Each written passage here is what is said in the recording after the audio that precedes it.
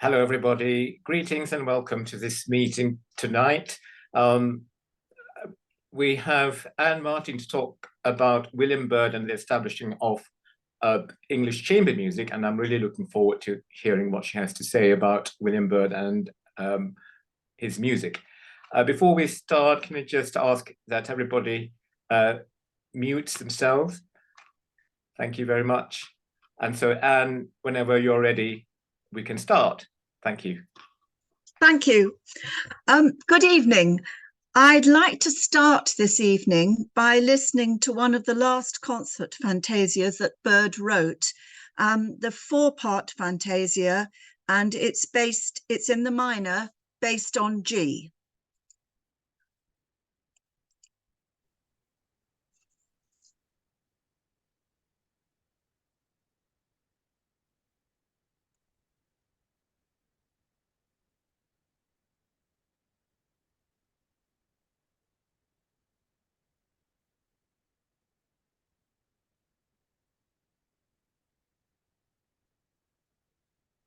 Sorry, I'm just finding it all. There we go, slideshow from the beginning, and on we go.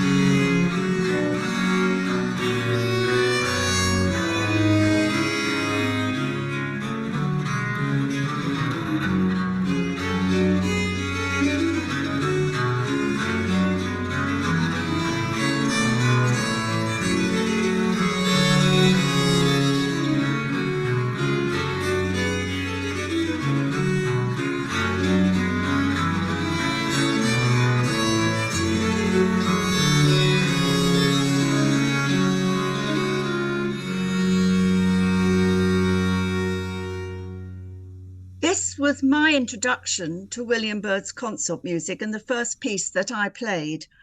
I was hooked, so much encapsulated in 59 breathes. Byrd wrote this fantasia around 1590.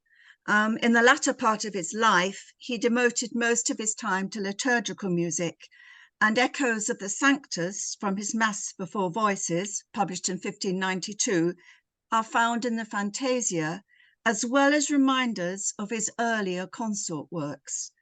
And my intention this evening is to follow the route Byrd took through his consort compositions to reach this four-part fantasia, following through from his earliest works that could have been sung or played to truly abstract instrumental chamber music. 33 pieces of consort music and 3 and 6 parts by Byrd survive in 41 sources, including arrangements for keyboard and lute. And he lived a jolly good life for the time that he was in, from 1539/40 to 1623. And he lived through the reigns of Henry VIII, Edward VI, Mary Tudor, Elizabeth I, and most of the reign of James I and VI. He was only 7 when Henry died, but probably about that time he became a chorister, and then felt the real impact of the Reformation as it took effect under Edward VI. He was 13 when Mary Tudor came to the throne and reinstated the Catholic faith, and 18 when Elizabeth came to the throne, re-establishing the Protestant faith. And all these events had effects on how Byrd developed as a composer. We know very little about his early life. We know he must have been a chorister, and he may have followed his older brothers into the choir of St. Paul's Cathedral, or been a chorister at St. George's, Windsor, because there's a list of choristers of 1548, which includes a Byrd. By his teens, he was probably assistant organist at the Chapel Royal and a pupil of Thomas Tallis, and that's when he began to compose. He left London for Lincoln Cathedral in 1563, returning to London in 1572, replacing Robert Parsons in the Chapel Royal. Parsons drowned in the Trent in 1572. Most of his consort music was composed by the 1590s.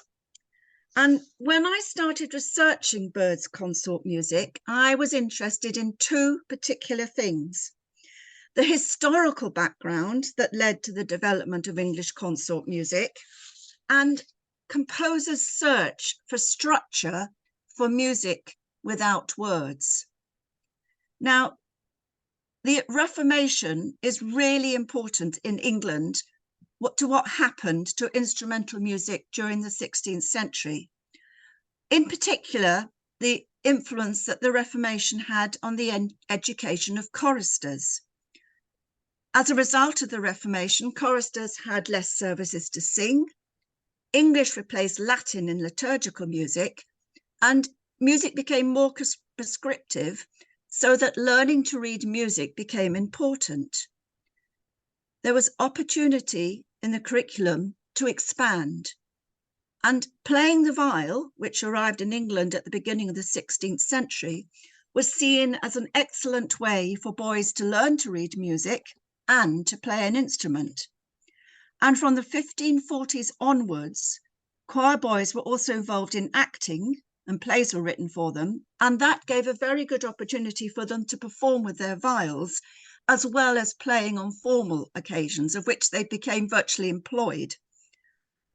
So there was need for music, and composers began to write textless instrumental music and search for ways that they could write and structure music that did not have words or, say, the form of a dance. Writing a piece of music just to be played and not to serve a purpose was a new idea. Before, it was liturgical, or it was dance music, or it told a story, or it was for a formal occasion. And one of the earliest ways that composers found to structure music without words was using a cantus firmus. And a great deal of the early consort music was based on a cantus firmus. This early textless music was multi-purpose. It could be sung or it could be played. And what we believe to be the earliest surviving consort work by Byrd is a 3-part Simone Blando, a student work for when he was studying with Tallis at the Chapel Royal.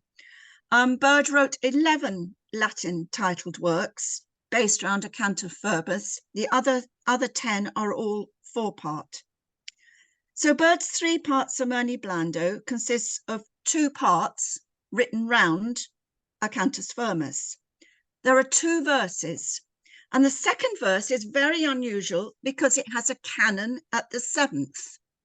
And young Byrd was obviously experimenting, and canon was something that he liked to use very much and appears in later works.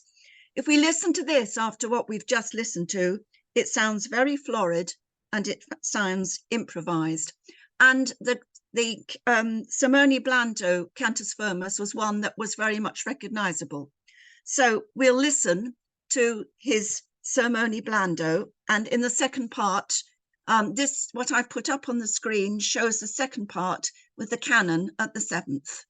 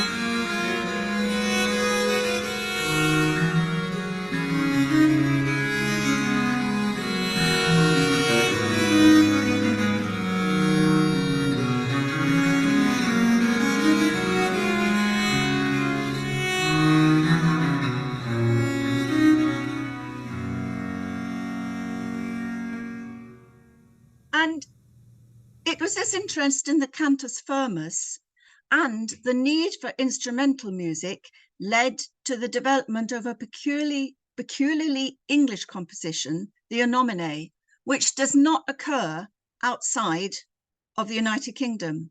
And around 150 settings survive from the earliest viol composers through to Purcell.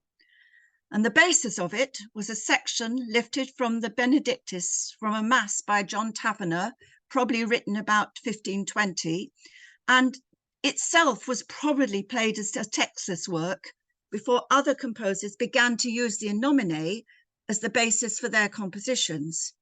And virtually every 16th century English composer wrote Innomines. Christopher Tye wrote the largest number, and they became very developed compositions. Byrd wrote 7 Innomines, or at least 7 Innomines by Byrd survive, 2 4-part and 5 5-part. And his second 5-part Innomine established him as a composer. And he'd written all the Latin titled works and probably 5 of his Innomines while he was still at the Chapel Royal and for Chapel Royal musicians before he left for Lincoln in 1563, aged 23. And he probably finished writing his Innomines in Lincoln. And if we look at Byrd's last Innomine, the Innomine known as the 5-5, which is the 5th of the 5-part Innomines, we see how far he's come as a composer from his very earliest compositions. His reputation was really established by the Innomines. Now, all of his Innomines display the influence of other composers, but he absorbed ideas from them and made them his own. And the Innomine 5-5 was influenced by Robert Parsons. The most collected Innomine was Parsons' surviving 5-part Innomine. And Byrd's 5-part Innomine is of Byrd's consort work. It's found in the largest number of sources, surviving sources. It's found in 14. So it was the most copied, as far as we know, it was the most copied of Byrd's consort works. And if we listen to that now, we can hear how far he's come. He's employing all sorts of different ideas and instrumental techniques. The Innomine has 5 distinct contrasting themes. The first theme rises, the second theme falls. Byrd pairs instruments in the opening bars. The third theme begins with forceful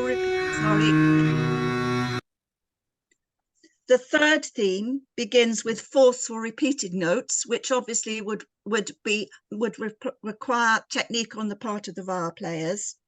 In the fourth section, the music begins to break up into short phrases. And then if we remember what the calm opening is like, the urgent fifth section is very, very different. And it all breaks up into small, short phrases, which the ideas he looked at from Parsons' 5-part Innomine. So we will now listen to Byrd's 5-part, the final of Byrd's Innomines, the 5th one.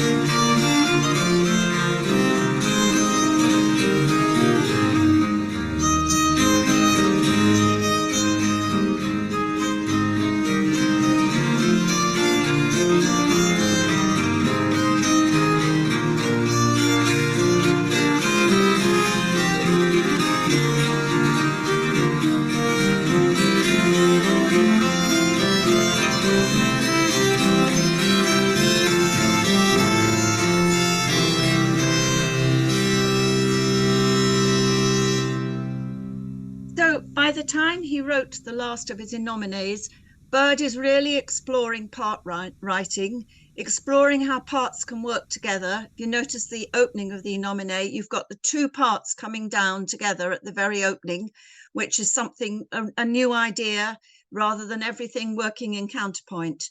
And he really obviously saw that how far he could go, but it was limited, because the chant limited what could be done. It obviously limited the chords and how it was affected. And so Byrd began to look for other structures as a basis for composition without words. And while he was at Lincoln, he wrote his first Fantasia. The numberings that I'm using are the academic numberings that were established by Oliver Neighbour. And basically, it gives the number of parts. In the case of the Innomines, it just then gives them 1, 2, 3, 4, 5. In the case of the Fantasias, we're going to talk about now the 6F, which is in 6 parts, and it's got a final on F. And so it's a 6-part Fantasia based around a final on F. Now, Byrd was wondering how he could solve the structure. Let's move on. And how he solved the structure in his first Fantasia was through mathematics. It has 4 sections, each of which repeats. In the first section, the theme appears 12 times, i.e. 6 plus 6. In the second theme, it appears 18 times, 9 plus 9. The third theme is 15 plus 15, making 30. And the fourth theme is 21 plus 21, making 42. Only there is a modified extra bit at the end. The opening has the pattern of a canzona. When did he write this? Well, what's particularly significant is the third theme, and that is a quotation from an anthem by Richard Farrant, Lord, for thy tender mercy's sake, and at the words that we may walk with a perfect heart. And in Farrant's anthem, that section lasts for 13 breathes, and that's the same in the Fantasia 6F with a repeat. The quote is significant because it helps date the work. By the end of the 1560s, Byrd was extremely unhappy in Lincoln. He'd been in conflict with the cathedral authorities for his organ playing, too many twiddles, and he was looking to get back. And I originally would have been thought that he probably would have stayed at Lincoln at all his life, but obviously it just was not the right place for Byrd. And he wanted to get back to the Chapel Royal or maybe St. George's, Windsor. Now, the consort parts for the Fantasia are only found in one manuscript, and only 5 of them survive. And the scribe was John Baldwin of St. George's, Windsor, where Farrant was master of choristers, and he also held a similar role at the Chapel Royal. Farrant's anthem dates from 1566. It must be after 1566 because that's when the text appeared. And it seems that Farrant probably wrote it around 1568. And so it would seem likely that Byrd wrote the Fantasia after that, hoping that the work would come to Farrant's attention, because it's a very obvious quotation. And hopefully it would aid his return to London or Windsor. So probably written 1568, 1569, while he's still in Lincoln, not very happy, but thinking, well, if I send this off, perhaps that will help me. And of course, in 1572, a position opened up for Byrd at the Chapel Royal on the death of Robert Parsons. As I said, 5 consort parts survive. Byrd recycled the Fantasia as a motet, Laudate Pueri, published in 1575 in Cantiones Sacrae. Now, it's always been assumed that the part that's lost is one of the tenor parts, and that the Fantasia had 3 tenor parts, as found in Laudate Pueri, which would make it would be for 1 treble viol, 3 tenor viols, and 2 basses. And another name of the Fantasia is a song of 2 basses, because the 2 bass parts are really strong and really important. And Byrd is beginning to think very much about his bass line and how that affects and supports the music. I've always wondered as to whether it is actually a tenor part that's lost, and whether it could actually be a treble part that's lost, because if it is, that makes the top 2 parts, it makes a conventional of 2 trebles, 2 tenors, and 2 basses, and it makes the appearance of canon in the top 2 lines, which was obviously always one of Byrd's favourite devices. So we'll listen to the Square Mile Consort playing the first Fantasia that Byrd wrote, and it's in a version with 2 tenor parts. 2 treble parts. The use of 2 treble parts causes a problem with 1 chord in the first line, but you can decide for yourself whether you think it's possible or whether this is actually, it should have actually been as it is in the motet. So here is Byrd's Fantasia 6F.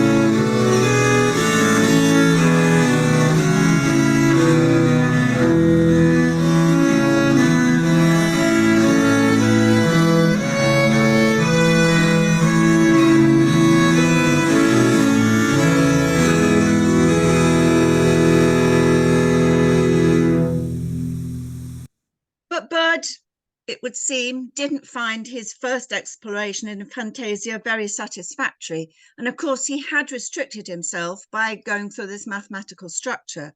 So the next thing he turned to and investigated for textless music was variation form. Now, he was back in London in 1572, and of course that gave him access to talented players at the Chapel Royal. And the 1570s and the 1580s were the most fruitful time for Byrd's composition of consort music, and include his Browning fantasy and most of the fantasias in 3, 4, 5, and 6 parts. He probably started exploring variation form around the same time as he composed the first Fantasia and wrote the Prelude and Ground before he left Lincoln. And unfortunately, we don't have a complete version of that. And incidentally, that's a very interesting work in the sense of the simplicity of the bass. And it's very interesting to ask the question, why is the bass so simple? Why did he not develop that further? The Browning theme, the Browning fantasy, was written in the 1570s. And in this, the theme appears 20 times, passing through the parts, providing the actual structure, the chordal structure for the fantasy. And Byrd explores all sorts of possibilities. 5 consort versions, that is, excluding modern ones, are known to exist. And probably the 5-part versions by Stoning and Woodcocks were written before Byrd's. Byrd's version is for treble, 3 tenor, and bass viols. Now, what's really interesting is that the 3rd set of 5 variations does not have the tune in the bass line. And Byrd probably originally planned 4 sets of 5 variations, within which each instrument took it in turn to play the tune. And that's what happens if you look at the Stonings and the Woodcock. You can compare it with Byrd's further on into the 2nd variation. But he changed his mind because he wanted to open with the tune in the bass. And the tune appears twice in the bass in the first 5 variations. So it means that the 3rd set of variations has no bass playing the tune. He really thinks what he wanted to do, putting aside the tidiness, he wanted to think about how he could make contrast within his instruments. So if you look at the example, Byrd starts with the lower instruments for the first playing of the tune, and then he moves to the upper voices, and all the instruments enter for the 3rd variation. He uses 3, 4, 5-part writing and has careful use of pitch.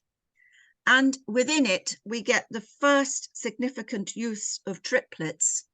And really, he's really asking a lot of viol players, as all of you will know who play this, to make a most exciting work. So let's listen to the Browning fantasy.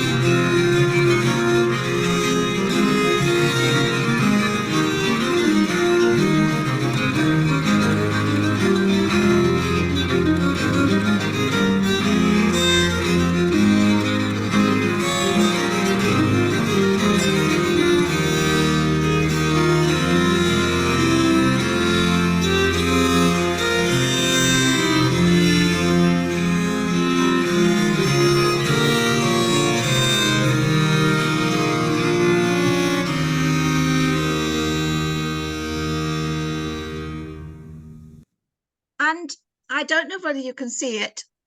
The Browning Fantasy, was the most popular of Byrd's consort works after the Inomine 5/5. It's found in 8 sources. And what I brought up on the screen now is it's found in open score in a keyboard manuscript copied by Thomas Tomkins around 1621. And if you can see, he's written across a most excellent piece across. So he took that. And as I said, it's interesting that that's in open score within a keyboard music. But I think it's lovely to have that note from Thomas Tomkins. We don't know of any other variations for consort. Byrd did go on to explore variations in keyboard music, which was really important and was played a great deal on the continent. Byrd also began to be interested in dance music at the same time for a vehicle for consort composition. And after he'd returned to London, he wrote, we have a surviving Pavan R5 for consort. And he probably wrote a number more, which now are only found as keyboard music.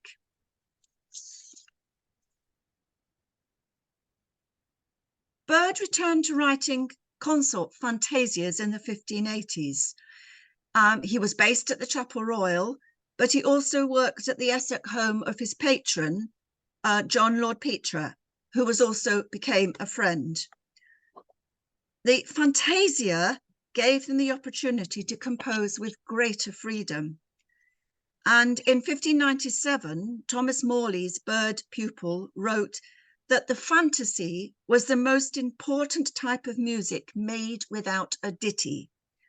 And he writes, there is more art in the fantasy than in any other instrumental form, because the composer is not tied to anything, so may design the music as he wishes.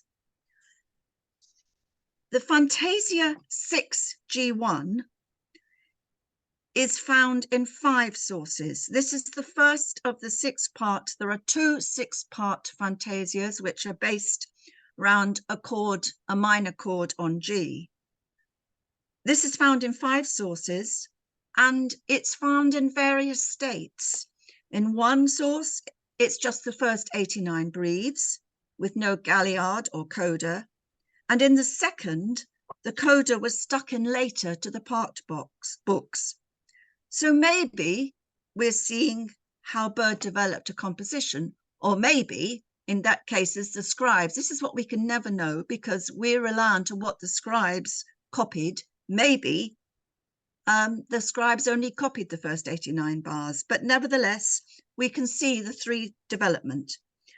And did Byrd write the galliard later to go with the first part of the Fantasia? Well, there are definitely echoes between all of it, and it would all seem to belong together. For me, this is the most exciting and adventurous of Byrd's consort compositions, and it's very much on the edge. Let's move on down. It has 3 sections and 7 themes based around a minor third and a version of Greensleeves. It's truly instrumental. It has a calm opening using a minor third, and that gradually gets disrupted to build up to a country dance at the end of the first section. In the galliard, there's a suggestion of variation and competition between the upper 2 parts. And the coda concludes reminiscent of the opening. So Byrd moves a long way in this. Yes, it has separate sections, but there are times when it's really on the edge and the rhythms are so exciting. In the second 6-part Fantasia, 6G2, it's a development from the first one. It's got no separate sections, but somehow, and it's much more refined in some ways, but somehow for me, it doesn't have the excitement of the first one. So let's listen to it.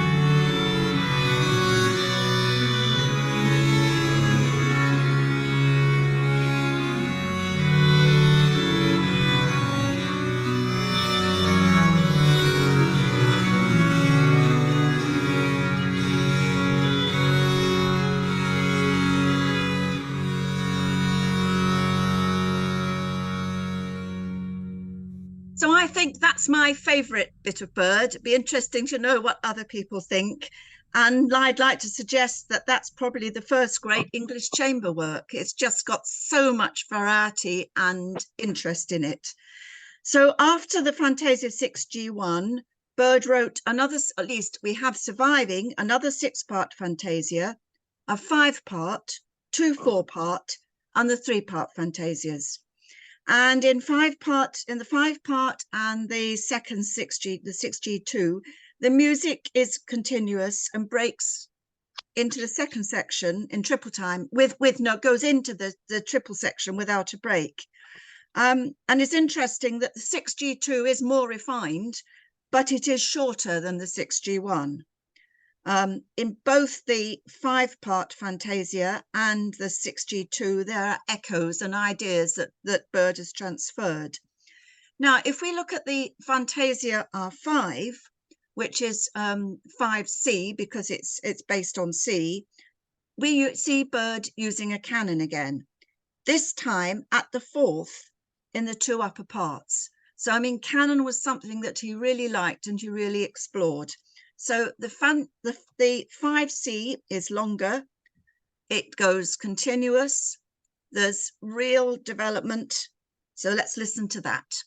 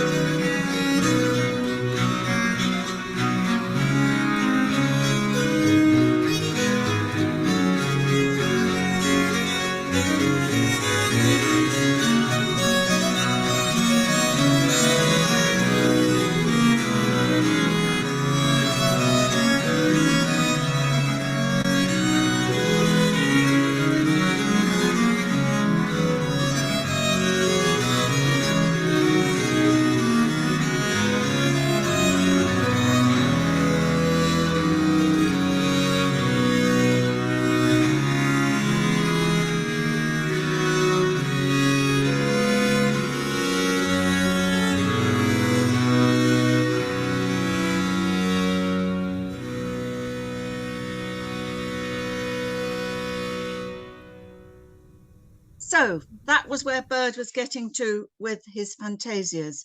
But in the 1590s, he actually moved away and concentrated on writing liturgical music. And he didn't return to writing consort music until sometime after 1600. Now, by 1600, as most of you will know, viol playing was becoming quite common among proficient amateurs. And the viol consort was very commonly 2 trebles, 2 tenors, and 2 bass.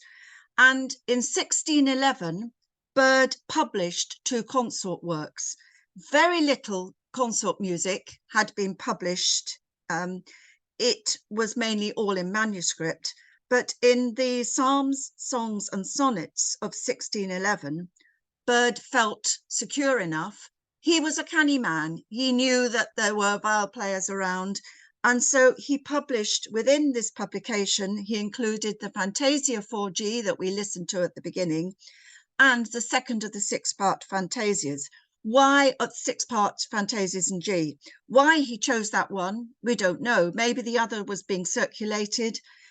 Maybe he felt that it was slightly shorter. Maybe it fitted in the publication better.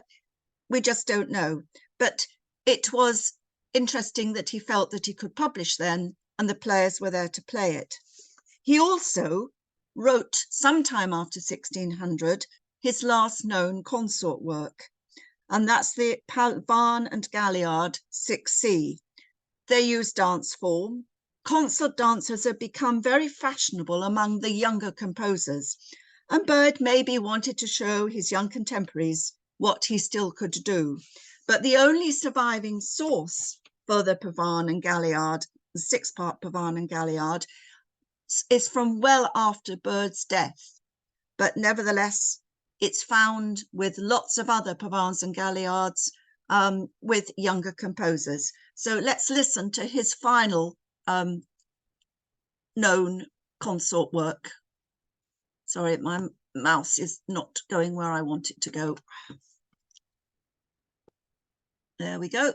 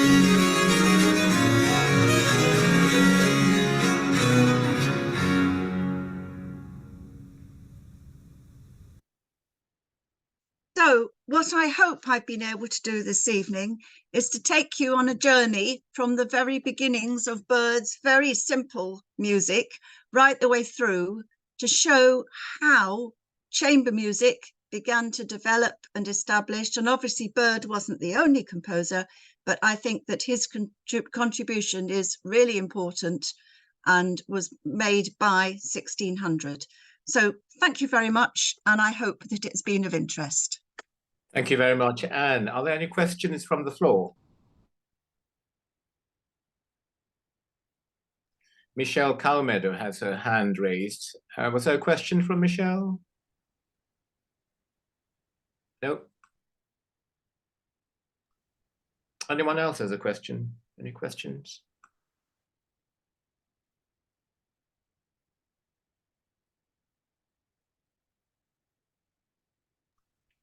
So Anne, I have a question.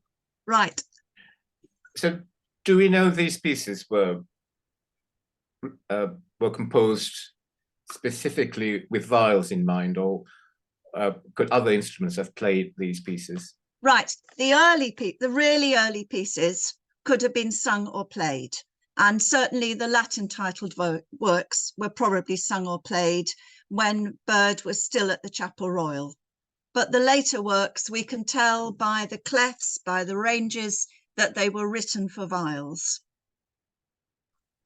Rhiannon has a question. Go on. Please unmute yourself. Hi, yes, can you hear me now? Sorry. Yes. Yeah, I was going to ask the same question as Ibby, actually. And is there any evidence, for example, that they might have been played by recorders at the time? Not by the clefs, no. I mean, No. It's very interesting. For example, some of Woodcock's music, if you look at the ranges, for example, his Browning fantasy, that quite likely was actually written for wind music, because you can look at the ranges and the repetitive nature of it.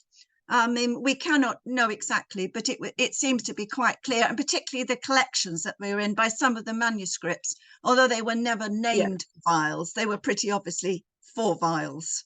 Yeah. And could I also ask you, you mentioned that the sort of amateur circuit didn't get going till the end of the 16th century. But from what you were saying, most of Byrd's consort music was actually written just before then. So who would he have written it for? Would it be purely for the choristers that were getting their viol training? The choristers then, what changed when the chorister education changed, and before it had not been specifically a musical education that people took up but post-Reformation, it diverged. And a lot of the choristers studying became professional musicians, and they went into private houses, either as teachers or as musicians in the private houses. So, for example, it's quite clear that Byrd went and played with a group of people at the home of Lord Petre. And I mean, it was written for example, the musicians at the Chapel Royal. So there were professional musicians playing the viols, and a lot of them were the choir boys who'd become professional musicians. Yes. So does that mean Byrd actually wrote those pieces specifically for performance in a way? Some of them. I mean, some may have been written for experimentation. Right. But certainly I'm sure that they were written for to be played by members of the Chapel Royal. Yeah. Thank you. Thank you, Rhiannon. Thomas Mark. Thank you very much. Just a very straightforward question. Byrd obviously knew the viol inside out. I wonder whether he played it. And I'm thinking also of the many fantastic pieces in the Fitzwilliam Virginal book. He obviously was a keyboard player. But do you have any indication of whether he actually played the viol, given that? Well, it would seem that he would, because when he went to play at Lord Petre's house. There's a mention of he had a room there that was Mr. Byrd's chamber, and there are records of Byrd's viol music being played there. And I think it's quite likely that he played in a group for Lord Petre. But I'm sure he must have played the viol just because of his ability to exploit its technique. Would he have been a boy chorister himself, receiving Yes. viol training Yes. as Yes. part of his education? Yes, yes, because by the time that Byrd was being trained, you see, the Innomine made it very useful for boys learning to read music so that they could play with more advanced players. And in different Innomines, you find the Innomine in a different line. So obviously reflecting different youngsters learning to play the viol and learning to play different viols. And although it became an advanced composition, it obviously was also used very much for teaching viol players to play.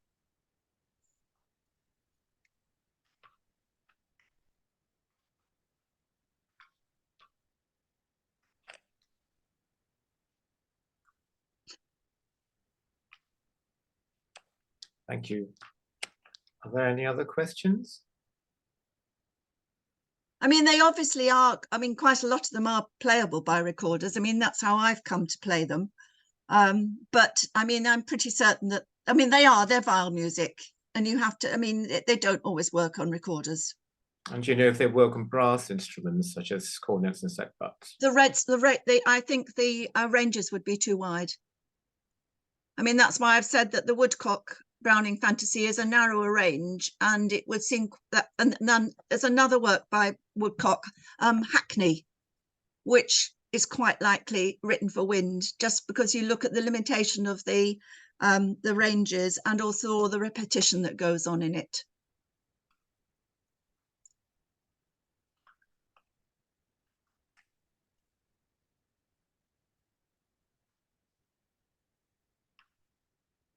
I don't think there are any other questions.